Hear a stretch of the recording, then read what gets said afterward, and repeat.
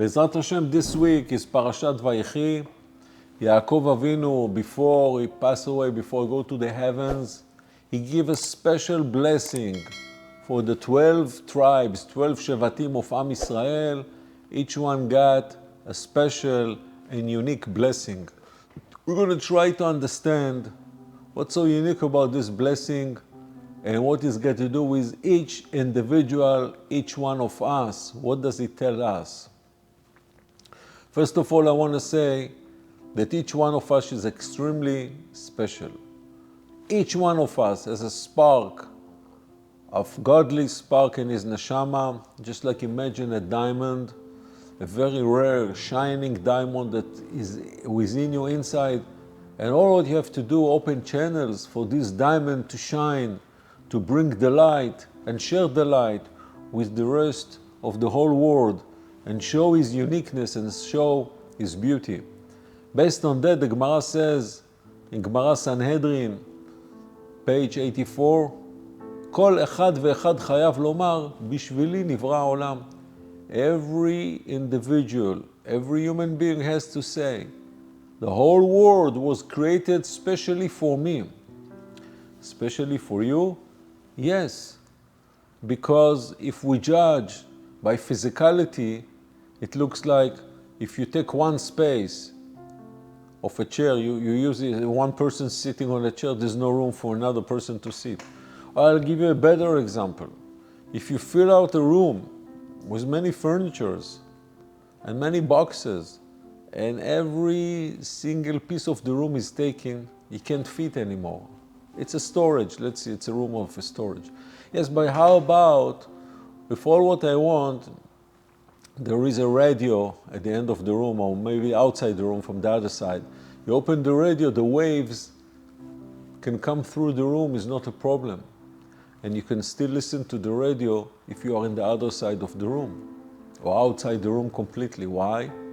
Why it can't fit any more chair or table? Because the room is taking. But waves, radio waves, cell phone waves can go through the room with no problem. Why?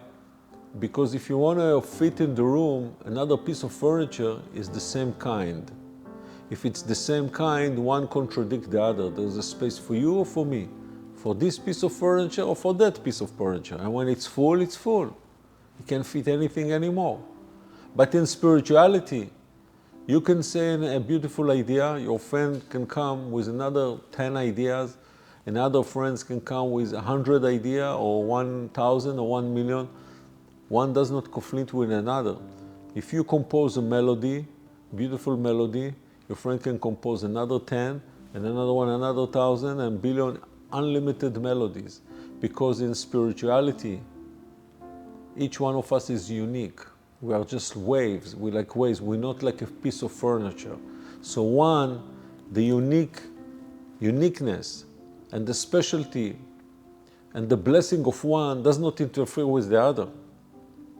Each one of us has his own personal, unique, and special blessing. That's exactly Ish kevirkato berach otam. When Yaakov Avinu giving the blessing for his 12 tribes, 12 children, he give for each one his special beracha, and that's exactly the meaning of the Gemara. That's why each one of us is extremely special. And we have to imagine the whole Torah is a palace full of treasures, divided for many, many rooms. And that's what we're saying also, Ten chelkenu betoratecha. We wish to receive our share, our part, our special connection to the Torah. We want to find ours. So each one of us has a key, and a key match with one room. Go search for the special room, because if you're not going to open the door, no one else can open the door and get these spiritual treasures of the Torah. You can reveal it, you can find it. That's why we have to understand each one of us extremely special. And it doesn't matter, another billion people can be special. One does not interfere with the other. We know that the Levites in Bet HaMikdash used to sing, and singing take a big place. Actually, the secrets of melodies, of singing, of music is very high. Gaon Mivilna says he would pay a lot. He give part of his life after life to to learn, to get to know the deep secret of melodies and music. And we know the Mashiach will bring the 8th tune of music. So music has a lot to do in the highest level with our Torah, with our life, with our mission. So let's take a mashal, just an example from the world of music. What is the process of making music? First of all, you have to compose it. A compositor has to make a new melody. And then after he composed the melody, he needs someone to conduct the orchestra. You have a huge orchestra, a few hundred artists, musicians. Okay, so he conduct them, he give each one of them his job, what is you play, you are talented with violin, you play the violin, you have to have these tunes and that way, the other one piano, guitar, bass, and so on and so forth.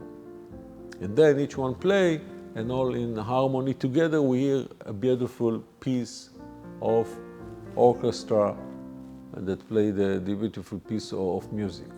Hazak u'baruch. Now that's the example, that's the mashal. What's the nimshal? The big compositor is the Almighty. He composed everything in creation. He created everything from nothing. Now he gave the job to conduct, to be in charge of creation for the tzaddikim. The tzaddikim that live in every generation. Tzaddikim knows exactly what Hashem wants, the secrets of creation, what is expected from us, from human being, how to bring each one of us to make the best possible his function, his job that he needs to do in his life here on earth. So, just like in the mashal, they're giving each one of us to play the instrument that is talented. And what is the instrument? Is the potential in our neshama. So HaKadosh Baruch Hu gave the mission to the tzaddikim to teach us, to lead us, to bring us to the place where we really belong.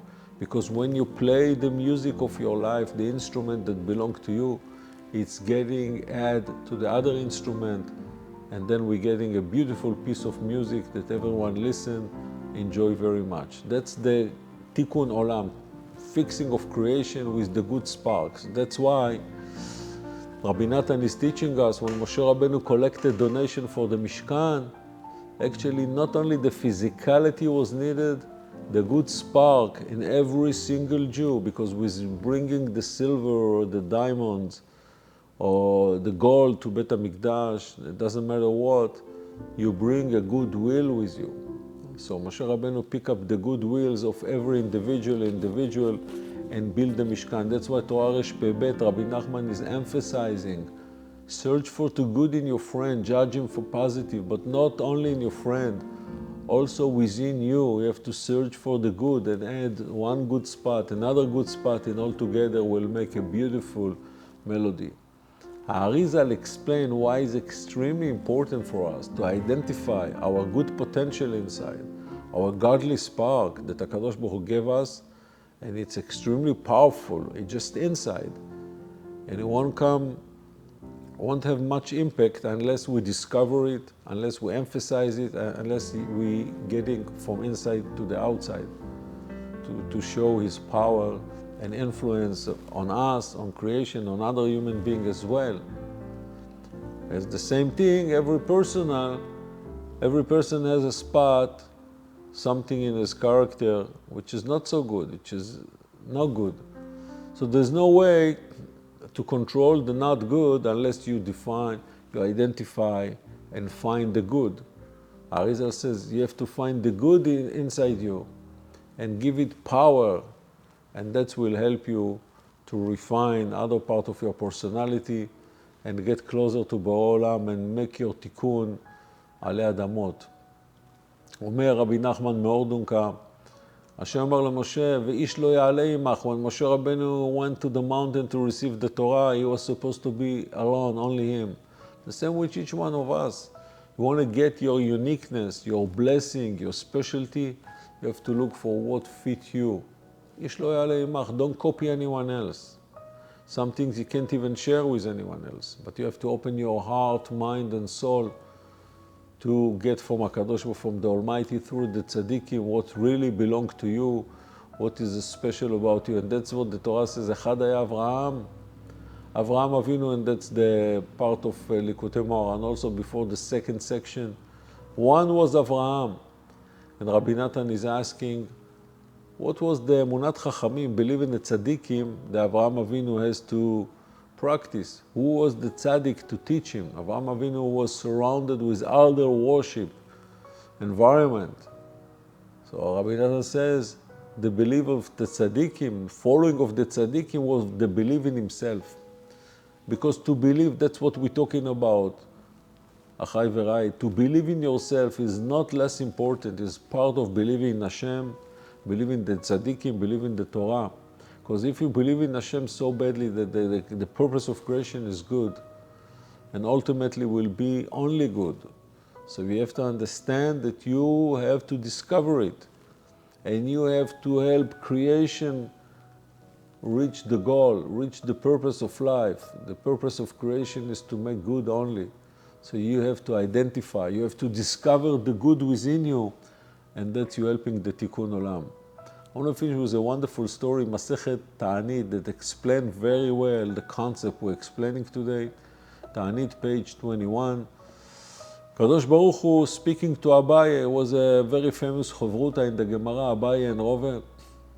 HaKadosh Baruch Hu said to Abaye, I'm giving you Shalom Aleichem only every Friday, once a week. Rava, your chavruta, however, gets me Shalom Aleichem for me once a year, only every Erev Yom Kippurim. But there is another guy, his name is Abba Umna. Hashem says, I'm giving him Shalom Aleichem every single day and day. So when Abai hears that, he's really surprised. He's overwhelmed. He thinks to himself, who is Abba Umna? And when does he get Shalom Aleichem every single day from Hashem? Must be something that I can learn from this special person named Abba Umna. What a big tzaddik. So he searched for him and he found him. First of all, he sees just a random normal person. He has a medical clinic. Customer come to him for medical exam and so on and so forth. That's how he make his living. So Abai thought probably he's a secret tzaddik, probably learning Kabbalah in the night times and hiding it from the whole world. But during the conversation with him, Abai did not discover anything unique, anything special, because the guy said, no, I hardly make it to a minyan, sometimes yes, sometimes not, sometimes very late.